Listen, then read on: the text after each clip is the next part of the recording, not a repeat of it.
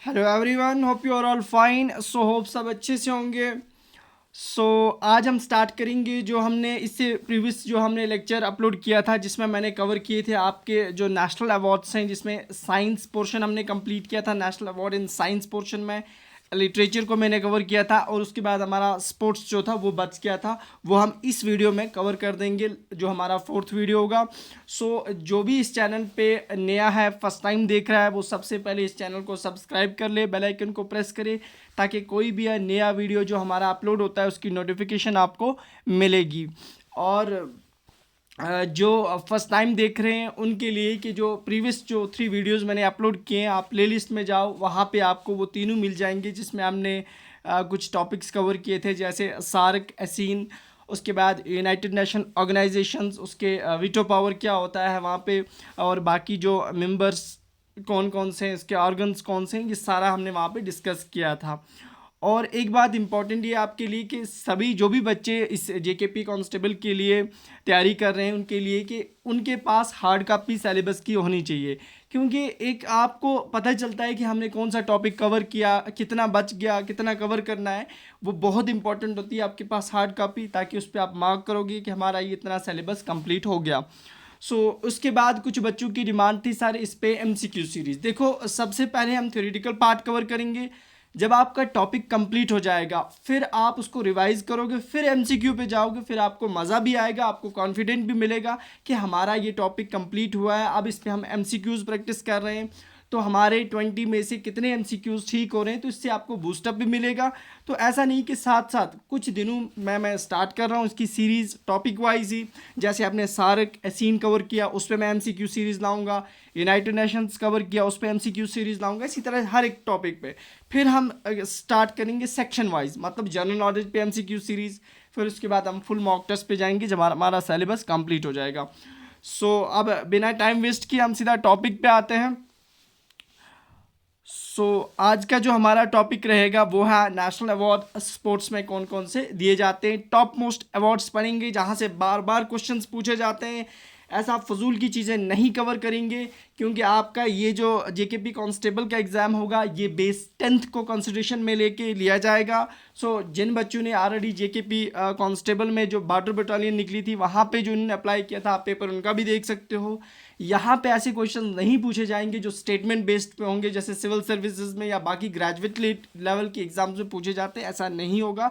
लेकिन हम फिर भी उस लेवल की अच्छी सी स्टडी जो है कवर कर रहे हैं इसको, ठीक है ना। स्टार्ट करते हैं। हमारा जो नेशनल अवार्ड स्पोर्ट्स में कौन कौन से दिए गए। सबसे पहला अवार्ड आता है यहाँ पे स्पोर्ट्स में, सबसे मोस्ट इम्पोर्टेंट जो है आपके पास वो है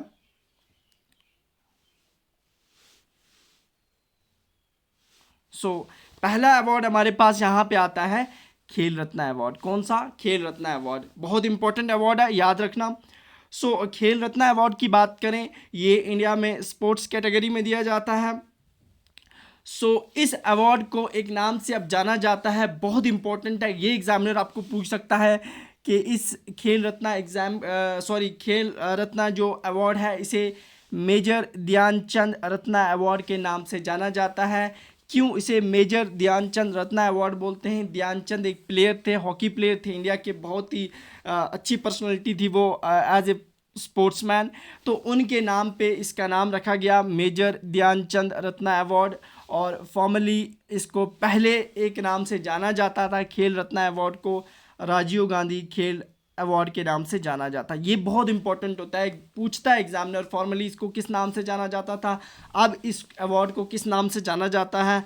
और ये स्पोर्ट की कैटेगरी में, जैसे मैंने आपको बाकी बोला था वहाँ पे जो अवार्ड्स थे, जैसे हमने लिटरेचर में बोला था, साइंस कैटेगरी में बोला था, इस तरह से जो स्पोर्ट्स कैटेगरी होती है वहाँ पे सबसे हाईएस्ट ऑनर वाला अवार्ड जो है वो कौन सा अवार्ड होता है? खेल रत्न अवार्ड। ये चीज़ बहुत इंपॉर्टेंट है, highest honour award of sports वो खेल रत्न अवार्ड है। उसके बाद इस अवार्ड की जो प्राइस होती है वो 25 लाख रुपीज़ होती है, और इसको एक्स्टैब्लिश किया गया था 1992 में। ये बहुत इंपॉर्टेंट है, इसको एक्स्टैब्लिश कब किया गया था। उसके बाद ये चीज़ बहुत इंपॉर्टेंट बन जाती है कि ये अवार्ड जब आया तो सबसे पहले अवार्ड ये किस पर्सनालिटी को मिला था, कौन सी स्पोर्ट्स पर्सनालिटी थी जो फर्स्ट विनर थे इस अवार्ड के, तो उनका नाम भी याद रखना। उनका नाम है विश्वनाथम आनंद, जो कि चेस प्लेयर थे। ये बहुत इंपॉर्टेंट है कि जो फर्स्ट प्लेयर थे, यानी फर्स्ट विनर थे ऑफ दिस खेल रत्न अवार्ड के, उनका नाम था विश्वनाथम।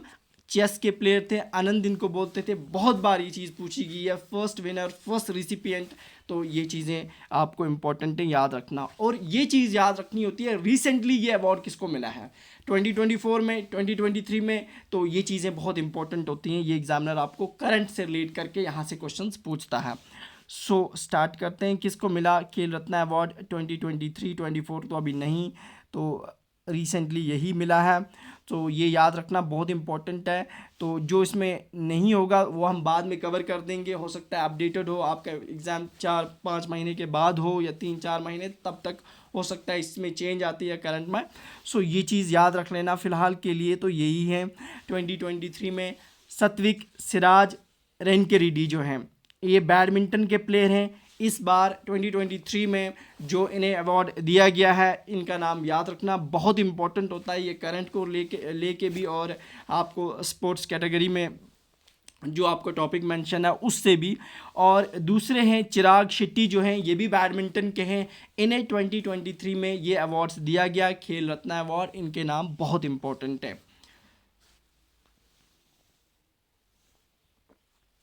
नेक्स्ट आपके पास है यहाँ पे दूसरा जो अवार्ड दिया जाता है स्पोर्ट्स कैटेगरी में, वो है हमारे पास कौन सा है,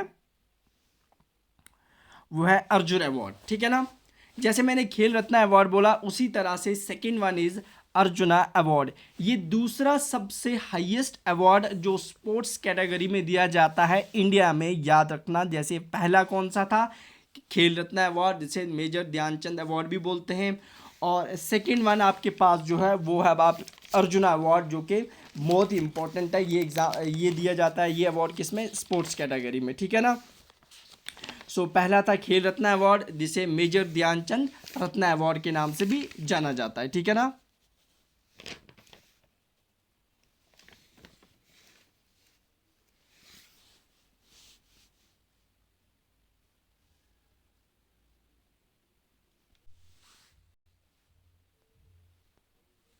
सो ये अवार्ड जो था ये कब दिया गया, फर्स्ट टाइम दिया गया है 1961 में अर्जुना अवार्ड। और 2024 के जो इसके विनर्स हैं ये बहुत इंपॉर्टेंट हैं। इन विनर्स के नाम याद रखना, जो जिन्हें 2024 में अर्जुना अवार्ड दिया गया है। ये बहुत इंपॉर्टेंट है, बहुत इंपॉर्टेंट कैटेगरीज़ वाले मैंने रखे हैं। इसमें बहुत सारों को मिला है, लेकिन जो इंपॉर्टेंट है वही मैंने आपको बोले, वहाँ से आपको क्वेश्चन एग्जामिनर पूछ सकता है। सो वो कौन कौन से हैं जिन्हें अर्जुना अवार्ड मिला है 2024 में। शीतल देवी बहुत इंपॉर्टेंट है, आर्चरी कैटेगरी से हैं, तीर कमान चलाती हैं, सबसे इम्पोर्टेंट। इन्हें भी जो है अर्जुना अवार्ड दिया गया 2024। मोहम्मद शामी जो हैं ये इंडियन क्रिकेटर हैं, फास्ट बॉलर हैं, इन्हें भी दिया गया अर्जुना अवार्ड 2024। सुनील कुमार जो रेसलर हैं, तो इन्हें भी दिया गया है कौन सा, अर्जुना अवार्ड। उसके बाद ओजस प्रवीण, ये आर्चर हैं, ये भी आर्चरी प्लेयर हैं। उसके बाद एजी स्वामी, ये भी आर्चरर प्लेयर हैं। उसके बाद मुराली श्रेष्ठ शंकर जो हैं एथलीट्स हैं, इन्हें भी अर्जुना अवार्ड दिया गया। उसके बाद परूल चौधरी जो है एथलीट हैं, इन्हें भी अर्जुना अवार्ड दिया गया। उसके बाद जो है चेस प्लेयर हैं हमारे पास आर विशाली, उन्हें भी दिया गया। ये मोस्ट इंपॉर्टेंट है, यहाँ से एग्जामिनर आपको क्वेश्चन फ्रेम कर सकता है। मोहम्मद शमी इंपॉर्टेंट याद रखना, शीतल देवी याद रखना, ये जो है सुनील कुमार याद रखना, ये जिन्हें अर्जुना अवार्ड 2024 दिया गया। नेक्स्ट अवार्ड जो है वो है द्रोणाचार्य अवार्ड। ये भी स्पोर्ट्स कैटेगरी में इंडिया में दिया जाता है, टॉप मोस्ट अवार्ड है। देखो द्रोणाचार्य अवार्ड की बात करें तो ये स्पोर्ट्स कैटेगरी में दिया जाता है, लेकिन ये स्पोर्ट्स में कोचिंग में दिया जाता है। जो भी कोच होते हैं स्पोर्ट्स कैटेगरी में डिफरेंट, चाहे वो क्रिकेट से होंगे, हॉकी से होंगे, फुटबॉल से होंगे, चेस, इनको वहाँ पे कोचेस होते हैं, वहाँ पे यानी कोचिंग करवाते हैं वहाँ पे, उन कोच को जो अवार्ड दिया जाता है स्पोर्ट्स कैटेगरी में, बहुत इंपॉर्टेंट, डायरेक्ट एग्जामिनर पूछता है कि which of the following award is given to coach in sport category, वो है द्रोणाचार्य अवार्ड। और सबसे पहले इस अवार्ड को जो है अवार्ड किया गया था 1985 में, तो ये डेट भी याद रखना है, 1985 में सबसे पहले ये दिया गया। और इस रिवॉर्ड की जो कीमत होती है वो 15 लाख होती है, 15 लैक्स हो जाती है, तो ये चीज़ बहुत इंपॉर्टेंट है। उसके बाद विनर्स बहुत इंपॉर्टेंट होते हैं, फर्स्ट विनर कौन था और लास्ट रिसेंटली विनर्स कौन है, यहाँ से क्वेश्चंस बनते हैं। सो हम देखेंगे इसके द्रोणाचार्य अवार्ड के जो पहले विनर्स थे वो 3 विनर्स थे, उनके नाम याद रखना बहुत इंपॉर्टेंट है, कभी डायरेक्ट पूछता है कि इस अवार्ड का फर्स्ट विनर कौन था। सो बीबी भगवत जो थे रेसलर थे, वो पहले विनर थे जिन्हें द्रोणाचार्य अवार्ड मिला एज ए कोच। उसके बाद OM प्रकाश बद्वराज भरद्वाज जो हैं बॉक्सिंग में इन्हें मिला, तो ये नाम इनका याद रखना। ओम निम्बेर ये एथलीट्स में इन्हें मिला। तो ये 3 वो कोचेस थे जिन्हें किस में मिला है, जिन्हें द्रोणाचार्य अवार्ड जो दिया गया फर्स्ट कैटेगरी में, यानी फर्स्ट विनर्स थे इस अवार्ड के। उसके बाद 2023 में जो रिसेंटली जो जिन्हें मिला है ये द्रोणाचार्य अवार्ड, उनके नाम बहुत इंपॉर्टेंट होते हैं करंट पॉइंट ऑफ व्यू से भी। सो वो देखते हैं कौन कौन से हैं।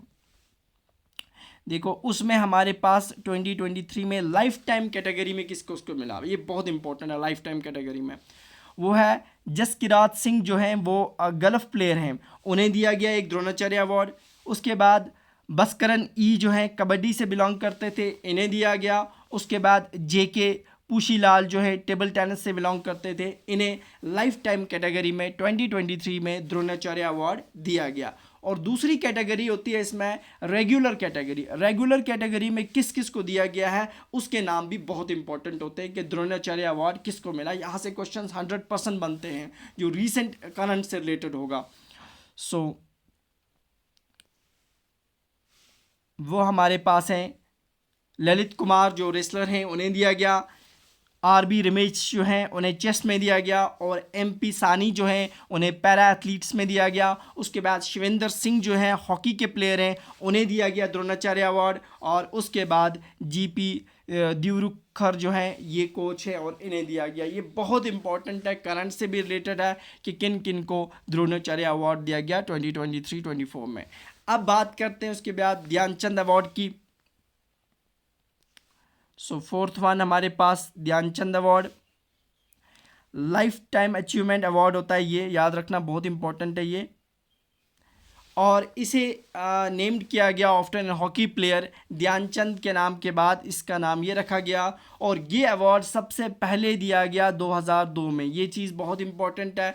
इसकी जो रिवॉर्ड, इसकी जो कीमत होती है वो 10 लाख होती है। और इसके पहले विनर्स बहुत इंपॉर्टेंट जो आते हैं कि ध्यानचंद के पहले विनर्स कौन से थे, तो उनका नाम याद रखना बहुत इंपॉर्टेंट।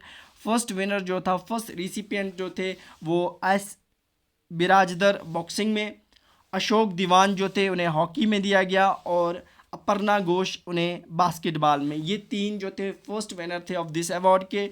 और 2024 में जिन्हें दिया गया उनके नाम भी याद रखना बहुत इंपॉर्टेंट है।